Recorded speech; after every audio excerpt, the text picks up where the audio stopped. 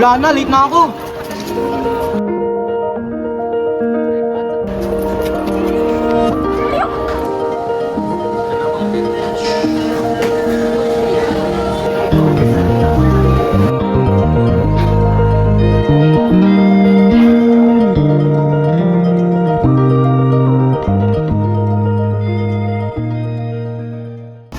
Good day, I am here with grade 9 STE students. So I'll be asking you some questions regarding to our topic. So before that, I would like to ask you. My name is Lyrica Simanangin. My name is Twilight Sarah Pisaya. And my name is Atea GC. Okay, for the first question is, many students say, sanay na kami. When classrooms lack chairs, fans, or proper facilities. Why do you think students have learned to accept these conditions instead of questioning them? I think that students have learned to accept these conditions because most public schools lack electric fans or chairs, and we have learned to adjust to those conditions because in our minds, we think that it's just normal for public schools na ay mga kulang or na ay mga guba sa classroom or anything. For the second question, do you feel that students are encouraged or discouraged from speaking up about poor classroom conditions? How these more rules or authorities influence?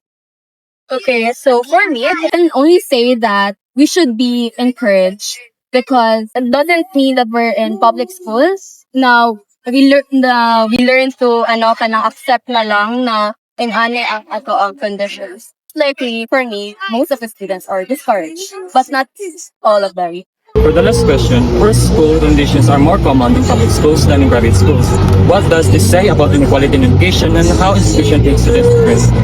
So, education is unfair between private school and public school because public school students shouldn't get any less quality of an education just because they're not paying for anything. Since the government is supporting their education, the government should be able to take care of the lack of chairs or electric fan in the classroom. That doesn't mean that they should be treated differently than private school students. Good afternoon, everyone, and I'm here with Erickson Mata. So today, I have a question for Erickson. So, how many students say, sanay na kami in classroom lack of chairs and other proper facilities? Why do you think that some of the students have learned to accept these conditions instead of questioning them? I think na mo na lang sanay na kay wa man gyapon tay mahimo kay kabalo man punta sa itong mga sitwasyon karon sa atong government. I think nang ginaingon na lang sa mga student karon nga sanay na kay as a student wa man tay mahimo. So I think So, napaka second question sa imo, do you feel that students are encouraged or discouraged from speaking up about poor classroom conditions? And how do you school rules or authorities influence this? I think depende man guro kung sa isa ka student kung speak up sila kung iingon ba nila ang kung sila sa lobby sa school. Pero for me, I think kung tagaan na gigong chance or na-victory position is kung makatabang ko nga i-speak up kung sa mga problema sa classroom. Pero ano na nato sa itong mga authority or mga naay position sa itong school para mag-change kung unsay dapat i-change sa itong mga classrooms.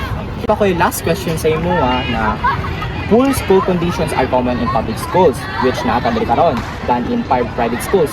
What does this say about inequality in education and how institute treat students differently? I think kung sa condition na to diri karon tapos sa mga private school or public school, I think wala may kaibahan. I think wala yung difference sa atong education sa private school and public school. I think the difference lang yun is ang facilities or kung asa ta nag-learn. Pero ang pag-treat sa pagtudlo sa ato sa mga teacher or sa mga tudlo sa ato is equal lang siya kay tanan mga estudyante mo ato man diba sa school para magtuon. So I think I am here today with Ian Bandigan and I'm gonna ask him a few questions about a social issue. Now, the first question is, many students say, sanay na kami in classroom that their plans were proper facilities. Why do you think students have learned to accept these conditions instead of questioning them? It's been like a lot of times na yun na call out ang atong government or if the higher ups to act on this situation is because having a conducive classroom will help the students actively participate during their class. They have learned to adapt na lang yung tip kay na-focus na lang ang students sa pag-learn kasi na lang man mag-reclam. Do you feel that students are encouraged or discouraged from speaking up about poor classroom conditions? How do school rules or authorities influence? They're capability to speak up for what's right is being hindered dun because of the higher ups, especially sa school community, those who are in high positions, kay dili nila paminawon or like murag ingnan lang sila nga sap na lang ninyo. The truth is our parents kay murag though not directly nagabayad man gyapon sila sa ato ang school, serve pud nato ang night na murag proper nga facilities and conducive classroom, like factors gyud ang mga those who are in position anong tanang dili na maka-speak up ang mga students about this issue. As for the last ill place, poor school conditions are more common in public schools than private schools. What does this say about inequality in education and how institutions treat students? Mga naikwarta or who are like capable or privileged enough to be enrolled by their parents sa mga private schools. So, of course, dira gyud sa private school, makaingon gyud ta nga their facilities. Of course, na makita gyud nato nga katong gibayad ng mga tuition sa mga parents is naagi di padulngan. But the question is, why is that nga dili kaya nato to suppress ang quality sa education na ginahakag sa private, knowing that those who have their studies in the public schools are usually from the marginalized sectors. Dira nagaspanan inequality, so it's highly visible within those grounds. I hope in the future maayo na. Often hailed as a proud cultural trait, Filipino resilience earns praise for the nation's grit in facing relentless disasters. However, according to the PITS, this admiration hides a troubling truth. It romanticizes survival, exploiting people's endurance of hardship that no one should have to bear. And yet, schools are not an exemption. DepEd reports a nationwide shortage of 165,000 classrooms as of 2025, so students accept poor conditions as normal due to neglect, embodying normative culture while authority figures discourage complaints. This acceptance is amplified in under-resourced public schools compared to private ones, underscoring social differences tied to socioeconomic status that clearly shows how structural inequalities shape students' expectation and reinforce social adaptation. These responses demonstrate that students' silence and acceptance are influenced by these factors, which together explain why they rarely question the system. The participants' responses in question number 3 show that educational inequality in the Philippines is closely linked to socioeconomic status and class identity. Students in private schools, usually from higher income families, enjoy better facilities, while public school students, often from marginalized or lower income backgrounds, face challenges like overcrowded classrooms and limited resources. These shared experiences shape a class-based environment and influence how students perceive fairness in education.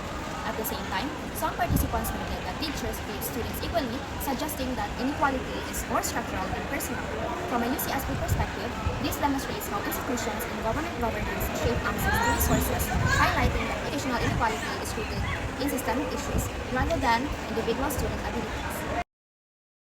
Based on the participants' responses in question number 2, students are discouraged from speaking up about poor classroom conditions because of the authority figures, such as teachers and principals, influence behavior and limit action, which aligns with the UCSB topic, agents of socialization.